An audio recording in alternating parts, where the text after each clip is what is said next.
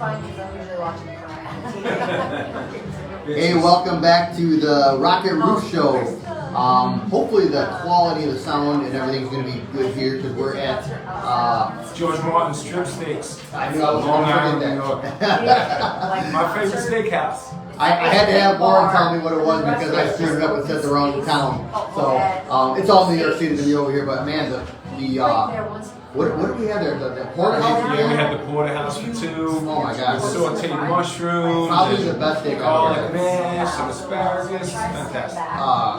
What did we have before that? Not octopus, but Calamari. Calamari. Oh, and they do it with like not only calamari, but they got like cherry peppers grilled in there when they deep fry it. Yeah. And it's fantastic. Yeah. Amazing place.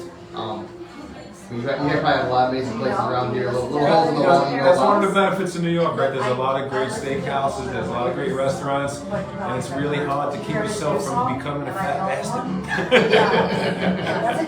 So, want to talk about obviously commercial roofing. That's what we're talking about. But I got to walk a pretty cool roof with you today. I know it's probably like average roof for you, but you know it's No, it's not an average roof. It's a great roof. But I mean, 5-6 stories in the air. I think it was like 80. Oh, was it? Okay. Big, tall 8, you know. It was we had to hire an outside crane. A regular guy couldn't reach it, so it was big commercial 8 right on the Hudson River. 400 square. Yeah, 400 squares. Nice view of Statue of Liberty out there. You know, you can see the Freedom Tower on the other side. It's a Jersey roof. There's only about 5 or 6 squares at a time that were open before there was units in the way like that. Yeah. Well, when I first bid it, that stuff wasn't up there. So you got to be careful. You know, this is a note to all of you guys. When you're in an existing roof and they send you plans, you got to look at those mechanical drawings because if you're just looking at an architectural drawing, you're not seeing all the machinery that's going up there, and you can get hurt. You know, and we put our bid together. We looked at the machinery on the mechanical drawings. We went, you know, what we thought was very safe, very much in our favor, and at the end, I threw another $35,000 on it just to make sure and see what happened, and it worked out. We got the job. Good thing I put that $35,000 on there because there was a lot of obstacles, a lot of other trades. It was hard. It was definitely a difficult situation, but it worked out. Our job costed it out. Everything was fine.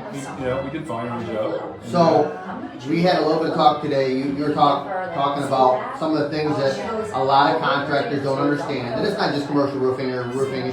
It's all contractors, but you talked about labor burden and how you say that word, and most guys would be like, "Well, of course I know what labor burden is," but it comes to your understanding. Most guys don't understand. People don't. You know? So can you kind of give a brief description on what labor burden is?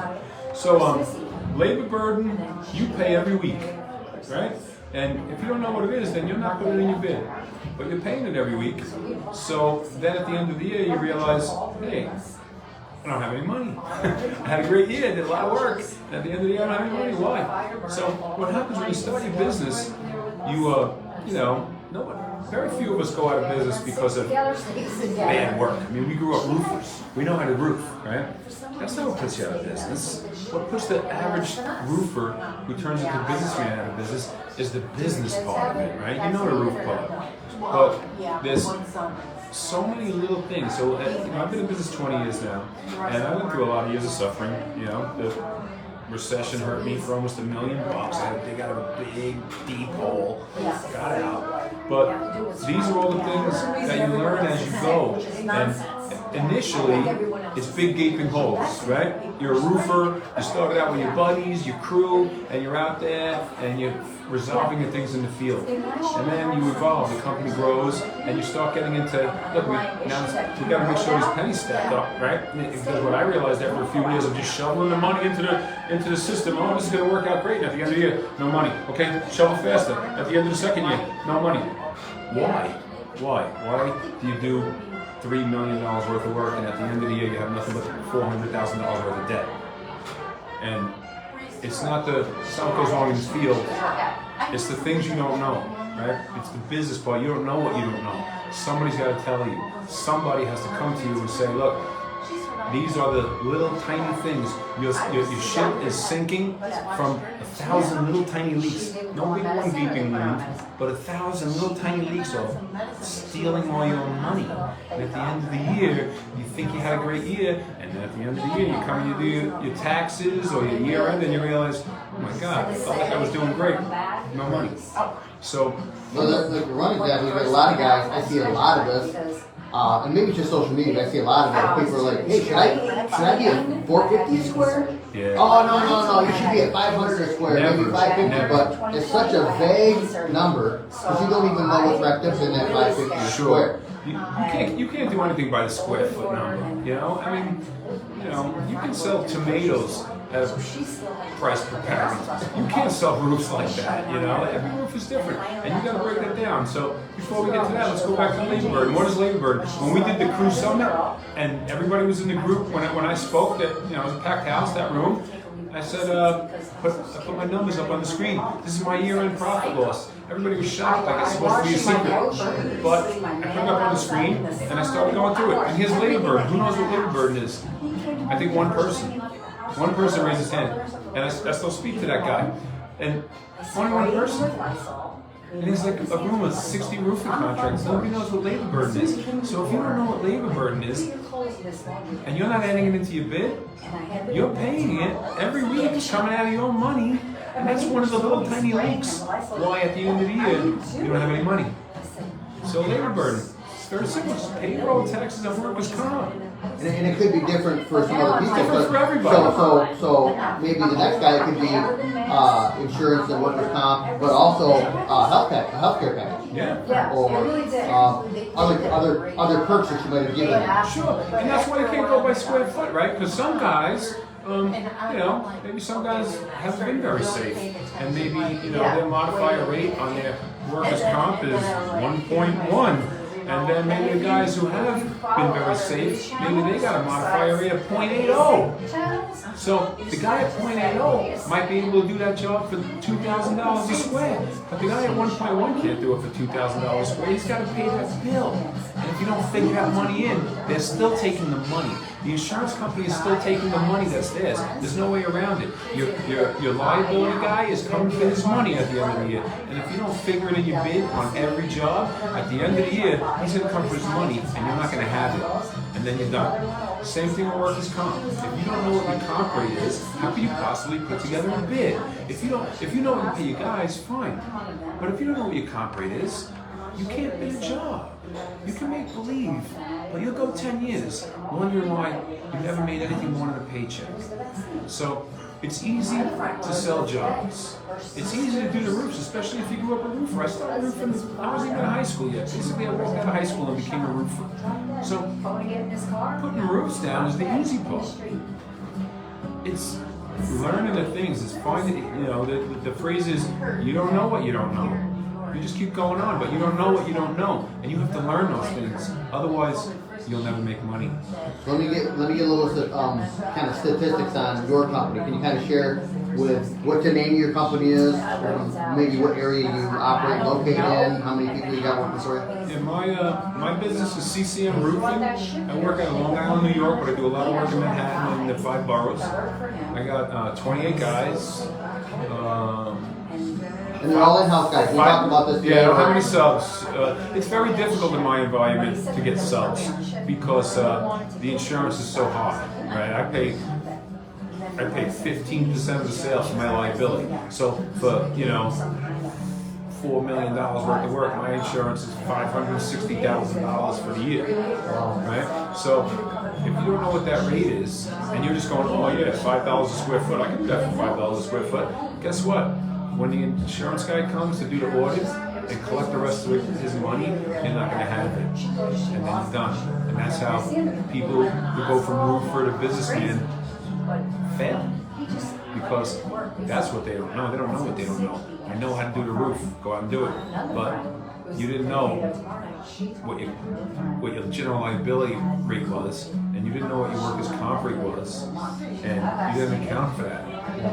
And at the end of the year, those guys come like the Grim Reaper. Okay, okay, here's your insurance agent, open up your books. Dude spends 2 hours going over your numbers and leaves you with a bill for $250,000. Now what? You're done. So all those things you gotta know. So back to my company, 20 years, I think this is like 20 years, 21 years maybe. We did about $6 million this year. Not a tremendous company, but I'm very profitable, you know, and I'm not a rich man. You know, I still make my mistakes. I still have my setbacks and my failures. God knows this is a brutal industry. This is not it's not an easy game. But in general, I'm scared. I've narrowed my numbers down to fractions and percentages, and I watch it. And that's when you end up with good years.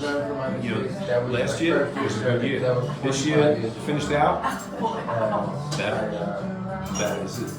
I think, you know, the end of last year, 2021, is probably my most profitable year that I've ever had in my life. Because it takes all those years of setbacks and failures and mistakes for you to learn. If you're not constantly searching, if you're not constantly searching for the answer to those, then you're never going to learn it. And all the years are going to go by, and you're going to be just as broke as you were when you started. Hey, come here a second. I was going to highlight the waiter. The guy's really good. He took really good care of us tonight. Brought us a couple of cappuccinos here. And everybody's gone. Got the room to ourselves. Two pretty ladies over there. Yeah, two pretty ladies. So let me chat with you about. There's a lot of roofers. This is just natural for. Let me get our cappuccinos out of the way. It's natural for roofers to you know, make everything look. Oh, I'm so successful. Everything is awesome, and I like how you're transparent. I try to be very transparent too about my failures and things that I've gone through. And you talked about how you were almost $1 million in debt. A few years ago, I was about almost $250,000 in debt, and Thank you. just instead of filing for bankruptcy, I couldn't bring myself to do it. you did it like I did. You just Fourth through? you make deals with people. You negotiate with people. Hey, can I pay this over a period of time? You got a wheel and deal to try to save yourself. You know, I was looking at an $800,000 holder when the recession came in 2005, 2007. I had $1.3 million. I wasn't a big company, $2.5 million company. I had like $1.3 million on the street, and got hurt for $800,000 of it. My anxiety. That put me in a bad position, and it took me the better part of a decade to dig out. But what happens in that time, you have to examine your business so close. If you're going to dig out, just think about what $800,000 hole is. To bring yourself down to the bottom of it.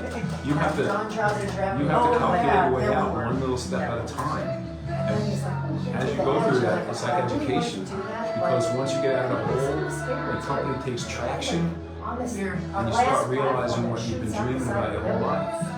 But if you're not studying those mistakes, you're never learning them. And if you never learn them, you're never going to make it to that successful level. So let me take a moment here to say a shout out to one of our sponsors, Top Roof Marketing.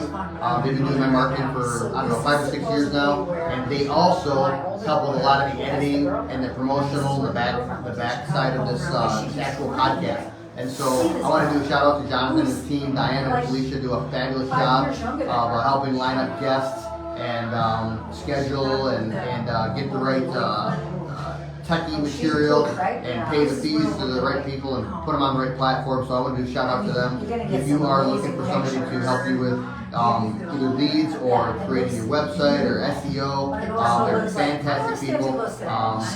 And reach out to them and tell them I sent you. So toproofmarketing.com. They'll take care of you. Wanted to talk a little bit about what we're working on now with the Cruise Summit. I know this is the Rock Roof Show, but we had our first annual Cruise Summit, which was born out of the Commercial Roofers United Facebook group. And this is really, I have to give all the credit to Warren because it was really his idea at the beginning. Said, hey, we see each other virtually on the Facebook all the time. And that's great and all, but it'd be really nice to be able to get together and face to face and have some education, have some camaraderie there, and really build some rapport with veterans and newbies alike. And so we started putting that together last summer, and and we had a goal of 60 people, and we ended up with I think 65 attendees. We had 9 vendors and 10 speakers, and so it was a success. 75, 90 people. I think it was a great success. I think people took a lot away from it. A lot of people reach out to me since then. A lot of you guys out there are private messaging me for information. And I'm glad to give it. You know, I'm glad to help whoever I can help. And so we're already planning the next one. The next one's going to be end of January. The dates aren't sealed down yet because we got to sign contracts with hotels and venues and everything like that. So that's all in the works. But we've been planning. We've already been planning since the last one was done. So for the last 3 months, we've been every week we're having meetings to talk about how we can make the next one bigger and better. Our goal for next one is going to be 300 people. We're going to be bringing in some new speakers. A couple of the ones that were a big hit last year, we're going to bring back in again just because people really like to hear about them or hear from them. And so we're going to bring a couple of them back. We're going to have some awesome vendors. But on the heels of that, Cruise Summit's going to be awesome, by the way. We're going to have some really, really fabulous education and training. Warren's going to be back there again talking about numbers again. But on the heels of that, because the segment, Know Your Numbers, are so popular, Warren had another great idea. Why don't we turn this into a sort of a mastermind? So somewhere in the middle of the year, so between the conference, which we usually are going to have down south, so sometime in the summer, maybe early fall, late summer, we're going to have a mastermind where we're going to have guys talking about knowing your numbers and breaking down an estimate, line item by line item, and knowing the difference between margin and markup. And he can talk more intelligently about this. I'm not going to be teaching the session, but in that session, it's going to be very personal. It's going to be a bring your balance sheets and bring your P&L statement kind of a gathering where Nowhere to hide. Nowhere to hide. Nowhere to lie. Nowhere to hide. Give us your numbers. Let's put them up on the screen and let's go over them for everyone to see. That you can compare to what your percentages are to the other guy's percentages. What percentage is your labor in a $2 million company to the 3 other guys that do $2 million, and the same thing at $5 million guys, $8 million guys. It's invaluable knowledge when you are completely transparent and you get advice that you never get by making believe you're a rich guy. You know. And I believe as we're talking right now, and you tell a guy, okay, bring your P&L and your balance sheet and your numbers, and we're going to put it on the sheet, you automatically are going to have guys listening right now that are like, oh my gosh, like, I don't know if I can do that. Okay, but if you can't, then you're not going to get the benefit, right? Sometimes you got to cut yourself, right? Sometimes you just got to face up, okay, these are my numbers, and they're terrible. Why? And get the opinions of 40 other people in that room. And we'll go one at a time, and we'll go over information that you really need, things that you didn't know what you didn't know, you're gonna learn some of them.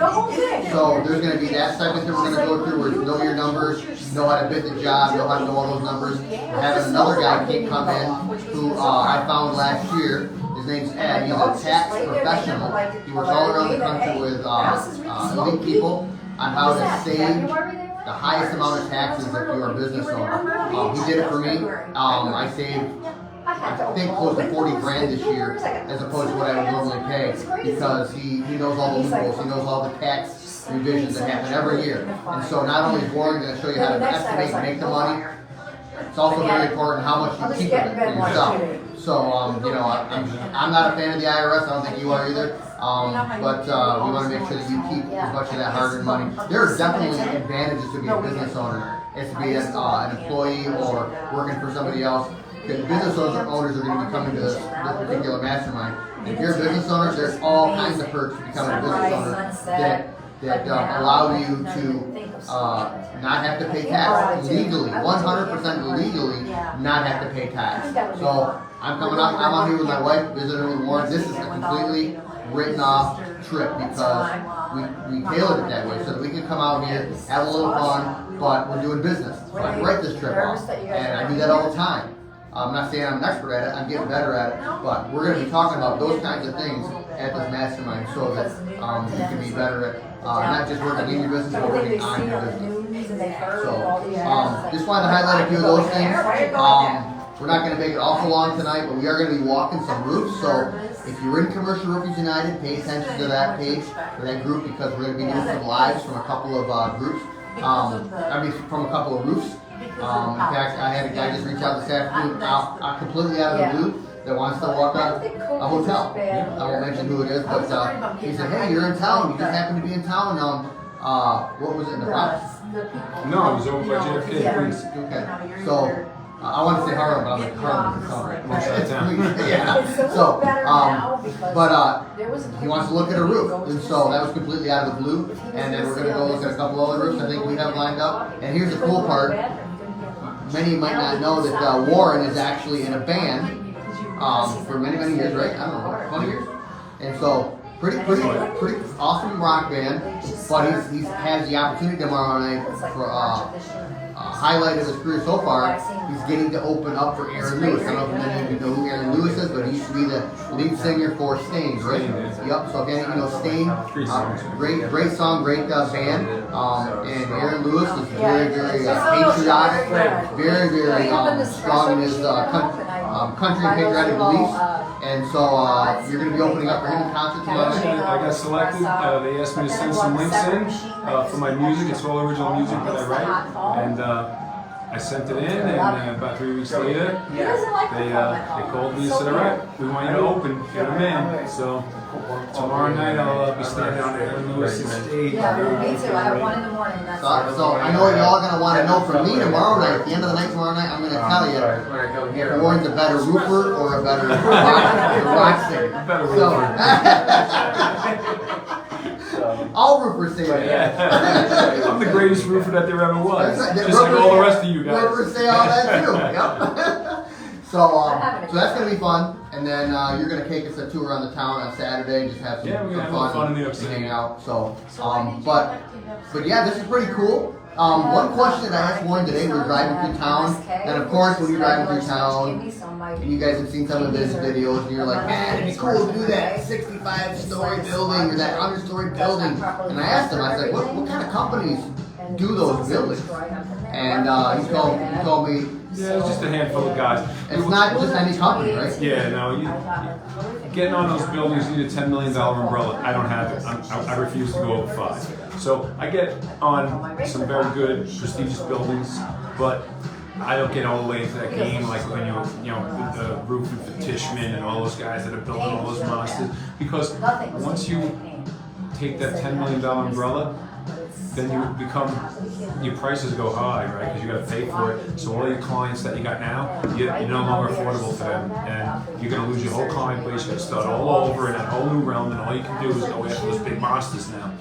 So I don't do it. I stopped it. I got $5 million. I got like a $5 million umbrella. I think I got like an $8 million combined limit, and that gets me on everything I want to be on. On some different stuff. I think it's a good point here. You might think it's nothing, but I think it puts you in a whole other race. It puts you in a whole other game that you got to fight all over again for. But I think this is a thing. That's kind of an arrogant thing with roofers that are like, I got it. That's like the next league. I want to be here, and I want. It's like the pride thing for a lot of roofers, right? Yeah, but then you look at it. Look, my insurance at $5 million is $560,000 a year, and then I always go over the number, so it really comes out to like $700,000 a year. Now double that. You think I want to come up with $1.5 million a year for insurance? I just don't. I'm not 20-something years old. I got 10, 12 years to go, and I want to be done. I really don't want to get back into that fight for your life realm. I just spent the last 20 years there, and I'm finally on solid ground when this thing has got traction and it's making money. I'm just right in the niche where I'm at, and I'm going to ride this to the end, and maybe sell it at the end and ride off into the sunset, which we all dream about doing. And you got to be careful about how far you extend yourself, But how are you doing with the labor shortage right now? I'm doing fine. The labor shortage hasn't affected me. I got all in-house guys. They've been with me for years and years to stay at home, and I didn't lose anybody. I lost maybe 1 or 2 guys. When you need more guys, do your employees recruit more people, or do you have people walk in? Or you get a whole lot of walk-ins. Usually the walk-in guys are not the guys you want. The walk-in guys are, I'm the best roofer that there ever was, and then he shows up on Mondays, got no tools, 1 tool.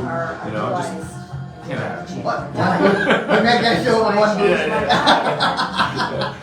What are you doing here? I think I see that guy walking across the crosswalk. So, you know, I did drink a lot of black tea.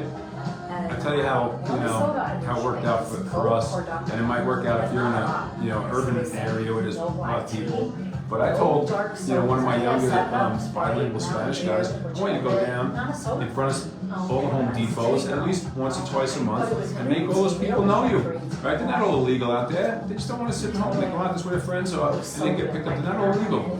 And I told Eric, I want you to go out there and show up with a case of water a couple times a month and tell them we're always hiring, but you got to believe guys. And it takes a while, but Eric turns into the delegate basically. When he shows up, all those guys know him. And we end up with great guys. We end up with great guys like that. But, I'm in a newspaper. All newspaper roofers, they're the same 10 guys that have been looking for a job every year for the last, since I was 16. Same guys. You run it in the news day, same guys. Didn't you call me 8 years ago looking for a job? Okay, thank you. So, that worked out the best for me. Just something that runs in my family. Appoint a guy. Every once in a while, stop down there, walk through that crowd of those guys standing out there with a case of water, handing out water, saying, "With CCM Roofing, we're hiring all the time." But you got to be It legal. kind of makes sense because us as roofers were like, man, where do we advertise to find guys? Where do we advertise? But then we don't stop to think that maybe the employees are like, where do we look to find a job? Where do we look? So it makes sense that you just go where they are. But they're all standing there, especially in my area. You go to Home Depot, there's 300 guys out there. They're not all illegal. Many of them are illegal guys. Undocumented. Can't say. No, I'm not a political person. They're illegal. Just keeping it real, right, Warren? Just keeping it real. So we're gonna cut this short. We've been talking for a little while here, but thank you for joining us. We really appreciate that. I've been looking forward to coming out and hanging out with Warren in New York for quite a while because it's just a totally different culture and atmosphere out here. In the city in general, but also with the roofing. And so I'm really excited and looking forward to walking to Bristol in the next couple days and learning some stuff. So stay tuned to either my personal page, Andy Meir, or Commercial Roofers United, or the Next Level Roofer page that I do. I don't know if I'll do much on the Rocket Roof Show, but just check out some of that stuff that we're doing. If you're not already a member of the Commercial Roofers United group, you're going to want to check in there. If you do become apply for a be member of the group, answer all 3 questions. Okay, I decline most people because they just can't answer the question. Yeah, that's the first thing I look at. Did he answer the question? If not, I don't even look anymore. It just shows you can't follow the rules. So you can answer the 3 questions you're in. So, but yeah, that's where a lot of this awesome stuff is happening in that group. And we're not trying to grow it super fast. One problem I've been seeing a lot lately is other groups. They're growing super fast, but then I find out they got homeowners and building owners and marketers and those lead marketers. guys. We let some of those guys in, and they're a nuisance, aren't they? These guys that, I can get you 10,000 squares of TPO tomorrow. Just send me the deposit check. Yeah, I haven't heard any good news out of any of those people yet. I haven't heard one guy in the group saying that I put the ad in, that I put the order in, and I got the material. None of them. Actually, I've had 2 guys call me the last week that said we did put an order in. They have $25,000 of our money. We haven't got the material yet. Look, those guys are putting the order in just like anybody else. Only they're taking your money. Right? Oh, give me the deposit. We'll have it in 3 weeks. And then it turns out to 8 weeks, and 12 weeks, and 16 weeks. But it's too late. He's already got your deposit.